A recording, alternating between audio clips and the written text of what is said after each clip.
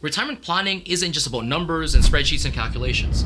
It's a transition from your career to this new stage of life, and it should be the best stage of life because now you have the freedom and flexibility to enjoy it. However, you may have incorrect assumptions and incorrect expectations. So I want my clients to take 5 tests 2 years prior to retiring.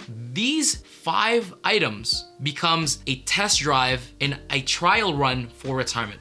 The first test is the financial or the budget test drive.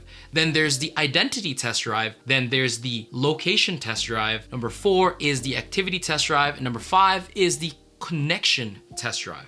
In the last 2 videos, we focused on the financial, the budget test drive, whether or not your ideal budget actually fits the lifestyle that you want to experience. And the second video in the series was about the identity test, figuring out whether who you want to be in retirement actually matches your vision and your values. In today's video, we'll understand whether your dream paradise in retirement actually matches the life you want to have with the people you care about and whether or not you need to make an alteration. Let's go to the location test drive. The third test drive you need to go through is the location test drive, ensuring that your chosen spot for retirement actually feels like home. Now, many retirees have a dream destination in mind long before they hang up their work boots or they hang up the computer. Is that a good metaphor?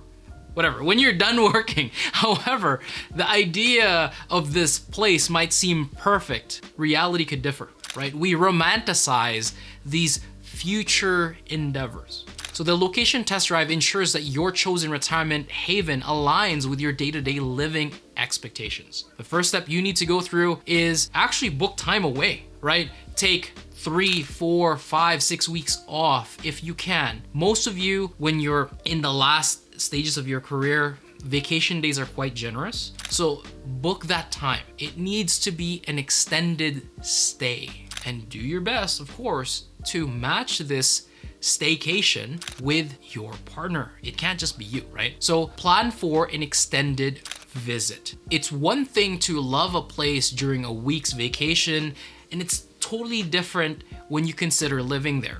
If you end up staying for several months, this extended stay will immerse you with the daily rhythms of living in the place. Step 2, after you've booked that extended stay, live like a local. When it comes to your housing, opt for a home or an apartment rental to get that genuine feel. Then build a daily routine.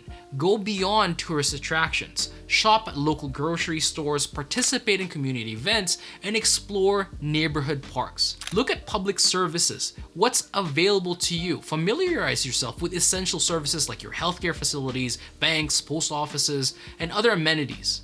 And then, when you're in that area, if you have friends and relatives, make sure you connect with them. But chances are, if this is totally new, it's a new adventure, you might have to connect with your new peers, other retirees. So look at shared experiences. Fellow retirees can offer insights about what it was like relocating, adjusting, and finding pleasures and challenges that they faced once they moved. Ask locals for tips. They can recommend trustworthy services, hidden gems, and community activities tailored for retirees. Another icing on top, if you're really doing this test, let's say you went through the first extended visit and you liked it and it worked well, come back again in a different season. Even if you're familiar with the general climate, living through various seasons will provide insights into aspects like heating costs if it's a cold area, and activities that change based on the weather or weather-related challenges that might be present. And then tie this back to our first test, real-world budgeting. Even if you've anticipated the cost of living, experiencing it when you're actually in this new place firsthand, it's different. Stick to your expected retirement budget, noting any discrepancies or any unexpected expenses. Finally, once you've gone through the test, finish the feedback loop. Maintain a journal during this process and note down any daily things that makes you happy, the challenges, and any feelings of homesickness, or maybe you're lacking fulfillment because you picked a place that ended up just being a vacation spot instead of a place to actually stay and grow and be your home base, right? So the outcome of this test drive is simple. By the end, you'll have first-hand experience of the life you've chosen. This deep dive will confirm if the reality lines up with your dream or if some adjustments are needed.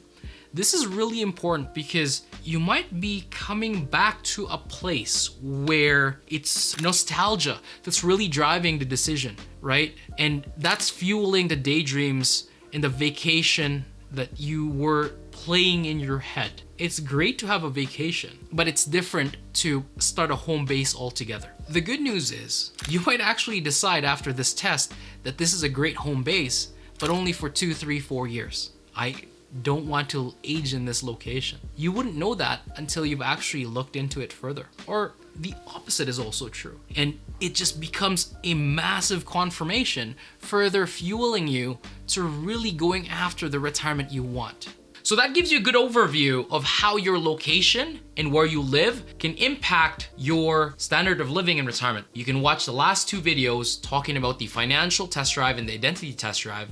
Next week, we'll dive into what we call the activity test drive. See, retirement, when most people think about it, it's the vacationing, the honeymoon phase of retirement as I call it. But there's the other time slots that are going to be available to you. What are you going to be doing to fill your time and have purpose in your life? That's coming up next week. See you then.